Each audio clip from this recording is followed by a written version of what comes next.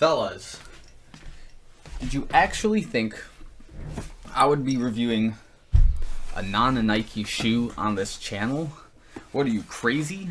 So today, we're going to talk about the Brooks Hyperion Elite 2. Wait a minute.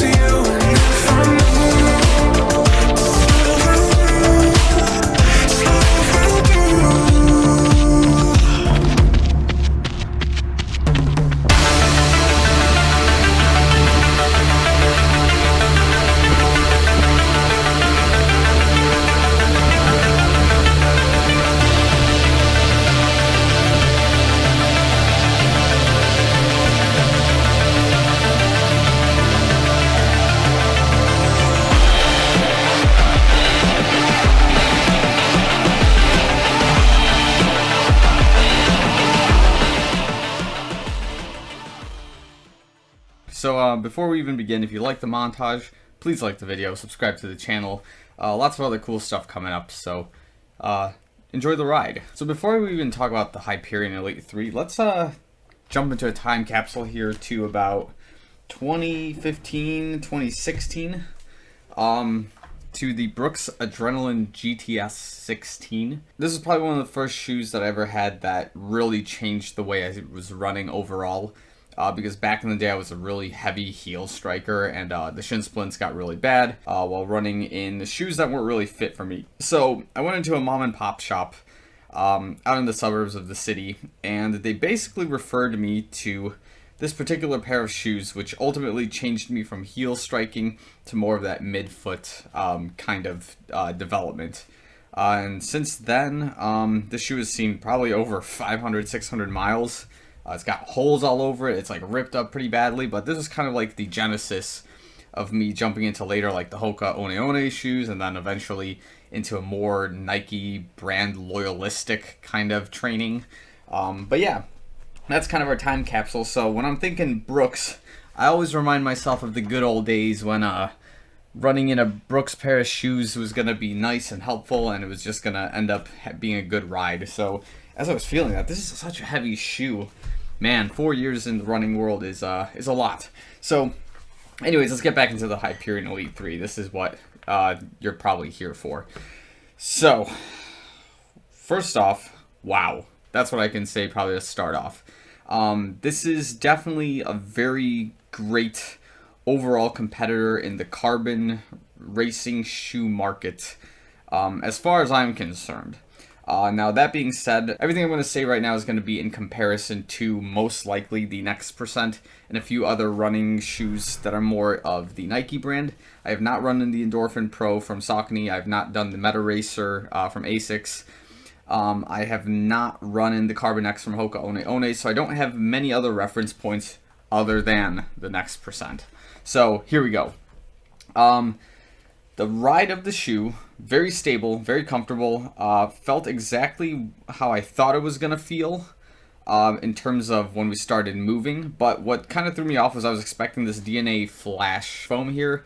to be a lot softer than I thought it was going to be, but it's really not. It's very dense. It's very hard to push down on, and I guess that's overall the right approach for a carbon plate shoe. You don't want so much cushion like a, I don't know, an Arahi from One One, where you just dig into the shoe and you don't get any real return, but it's comfortable. So the trick there is to make some kind of foam that's comfortable and has a fast ride with a carbon plate, and I think the Hyperion Elite 2 has got it so far. So of course, one of the great things about it, of course, if you know me, the crazier the colors of the shoe, the faster it goes, obviously. So this color scheme, I'm a huge fan of it. Gray and white and yellow has just kind of been up there on my list of cool color combinations. So +1 for Brooks on this. I'm going to give this about 97 out of 100 in terms of NAR points in the color scheme. They do match slightly with the Pit Vipers. Perhaps I can run with them together. We'll try it out one day. But I don't want to bring too many girls home, you know what I mean? That's kind of the good stuff here. The DNA Flash Foam is great. This outer, I'm kind of indifferent to it. It is very comfortable. It's kind of got this more of a mesh vibe to it. That's been good so far. The collar of the shoe is nice. It's got a lot of stability here in the back. It's kind of hard to really break. But it doesn't feel like there's something drilling into your heel or cutting into it. That's probably a good thing here with the bottom of the heel there. What else? What I didn't think, what actually felt nostalgic, which is kind of questionable depending on how you are as a runner, is that I've, in the past, especially with the Adrenaline GTS 16 and the other pair that I have, the toe box felt a little bit, slightly wider than most shoes that I run in. And I guess that's just maybe part of the course with some, signature shoes, in this case with Brooks. So I guess that's just something in question, is if you're not a fan of very wide toe boxes, well, okay, I'll take that back. This is not really a wide toe box, but it's definitely slightly wider than something like a Pegasus Turbo or a Next Percent, or potentially, I don't know, I guess like a Pegasus 37 in this case. So that's just something I guess you have to be aware of when you get this type of shoe. So I guess, of course, we can discuss the weight of the shoe. It says it's 7.6 ounces. I think that's quite light. It feels very light in comparison to Next Percent. Maybe slightly heavier just based on the feel. I think the trick with this foam that they have is it's supposed to be built so you can run in this shoe as basically an everyday trainer without real pain or soreness in your foot, I suppose. I don't know if I'll train with it every single day. We have an everyday trainer and a tempo trainer for that right now in my current lineup of running shoes, but I wouldn't mind. I don't know how many miles the shoe is exactly supposed to put out. My guess, it's saying this foam's supposed to put out 200 to 400 miles, so that's about the same, if not slightly more than the Next Percent, which I think is pushed to about 250, 300 max before it starts tearing up, as you can kind of see back there.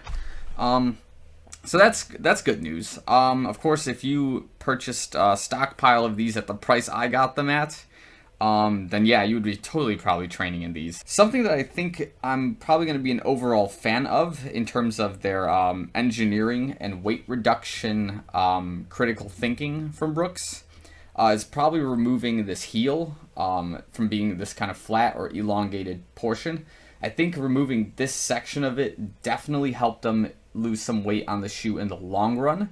And as somebody like me who's more of a midfoot striker and less of a heel striker, this probably pays dividends because it doesn't bother me that there's slightly less weight on the back of the shoe rather than the heel. Because there is heel support, but if you're a very bad heel striker like this, I don't know if you'll have a really great time with the shoe. But if you're a midfoot striker, you've definitely got a lot of bang for the buck in terms of weight on this shoe to work with. So yeah, a lot of the focus, of course, is here more in the forefoot of the shoe. The layer of rubber here is kind of thin, but it definitely feels very grippy. So this is definitely gonna last a while. And if it doesn't, I will let you know after 100 plus miles as we get there with this particular shoe. But so far, yeah, that's been in terms of the ride, in terms of the comfort. I'm impressed. Very well done, Brooks. Now, the one con that I have is not really a critical issue with it, but it's something I do have questions about.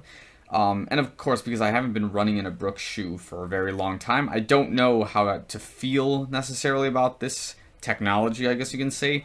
My question is more with the shoelaces in this particular case. So the shoelaces they look like the way they've been weaved. They've got like a little bit of a stud, which is not really an extra material. It's just the way they weaved the outer pieces of the laces to have it kind of stick out. And my guess is that's their way of having some kind of like an extra grip so the shoelaces don't break apart. So my concern with these shoelaces is when I do tie them, they also do feel kind of gummy. I guess that's where I'm looking. Maybe a little bit stretchy per se. And when you tie them, they do kind of break apart. So you have to really pull the shoelaces together if you want to get the perfect shoelace tie on it. And despite having this technology, I did see my shoes just slightly untie as we were moving on, and even though I double laced them, I felt a little bit of ankle stability kind of disappearing because the shoe wasn't really keeping tied with these interesting laces. So again, maybe this is just my problem. Maybe I do just have to try to lace them again better next time. Maybe we got to tighten, of course, the top end of the laces a little bit more, just pull them, have a full grip on the foot.